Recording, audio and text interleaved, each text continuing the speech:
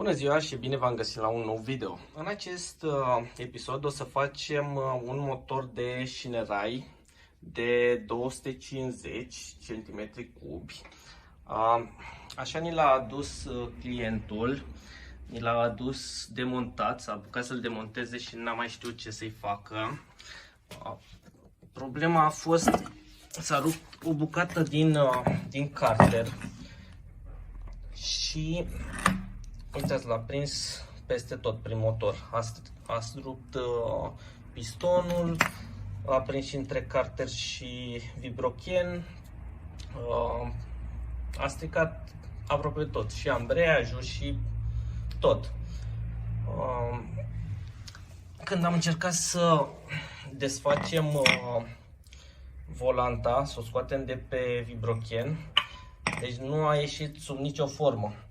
A trebuit am încercat să o încălzim, toate modalitățile posibile. Deci uitați-vă cum am reușit să o scoatem. Am tăiat-o cu autogenul, doar așa am reușit să o mai scoatem. Era blocată. Nu știu ce s-a întâmplat de s-a blocat, n-am mai văzut niciodată așa ceva.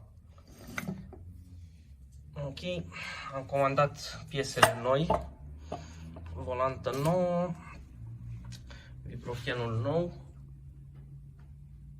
Da, ambreiajul. Acum singura problemă este că nu noi l-am desfăcut. Așa ni l-a adus clientul desfăcut și o să fie un pic mai greu la montat. Și pinioanele din cutie, bineînțeles, și astea s-au dus. Ce să mai, aproape tot. Carterul și l-a comandat clientul. Și a fost o problemă, această gaură de aici era mai mică, a vrut el să o majoreze, i-am spus că nu este o idee bună, dar a insistat. Acum noi o să-i facem, nu știm cât o să țină, vedeți, a subțiat foarte mult acest perete și are nu se știe dacă gaura este centrată. S-ar putea să avem ceva probleme. Nu e recomandat să faceți acest lucru, dar clientul a insistat. Mi-a explicat că sunt șanse să nu iasă. Acum, am pus prima oară pinioanele în cutie.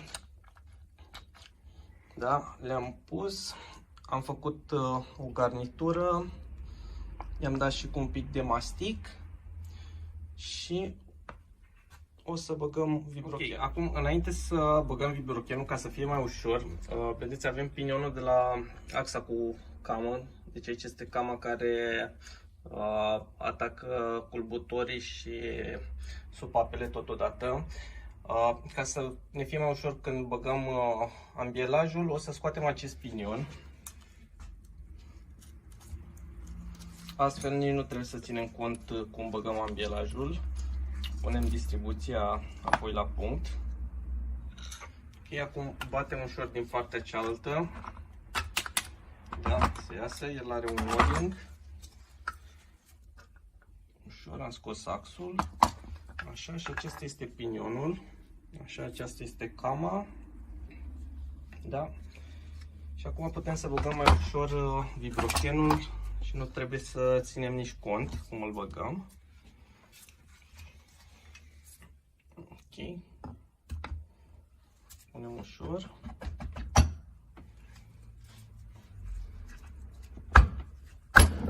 Da. A intrat.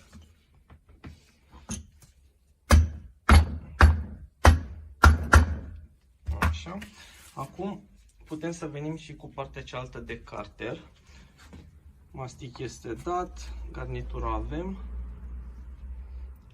Îl apropiem ușor.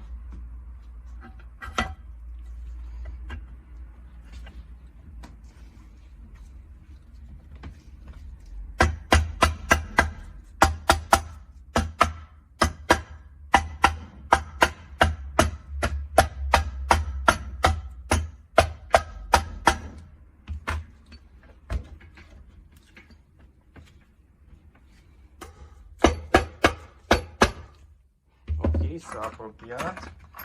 Așa o să punem 3-4 șuruburi să fixăm carterele și o să facem proba la cutie, să fim siguri că funcționează cum trebuie, să nu vă apucați să strângeți tot motorul și apoi să vă treziți că nu va merge cutia.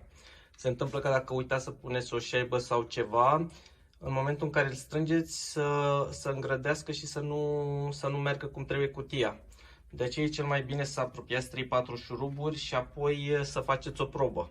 Încercați 2-3 viteze, dacă merg, o să meargă toate.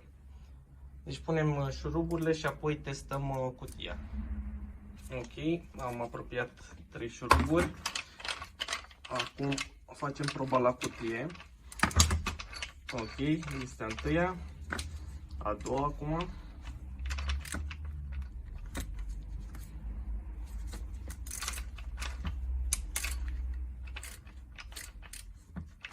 Da, a doua. Așa. A treia. Să încercăm și liber.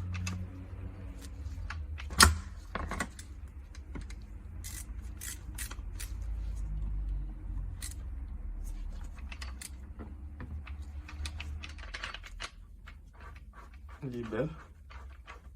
Da, deci pinionul nu se învârte. Aici se învârte. Ok, deci vitezele funcționează. Putem să continuăm ansamblatul. Ok, am strâns toate șuruburile. Acum urmează să punem distribuția. Deci, când pistonul este în punctul mort, în partea de sus, biela în punctul extrem, avem aici pe vibrochen un semn. Deci, vedeți punctul acela, da? Trebuie să vină în sus, da? Și axul cu cama, la fel trebuie să vină cama în sus. Avem un semn aici, da? Deci trebuie să vină așa, în poziția aceasta.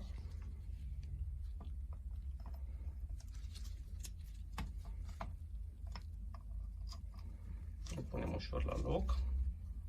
Băgăm axul.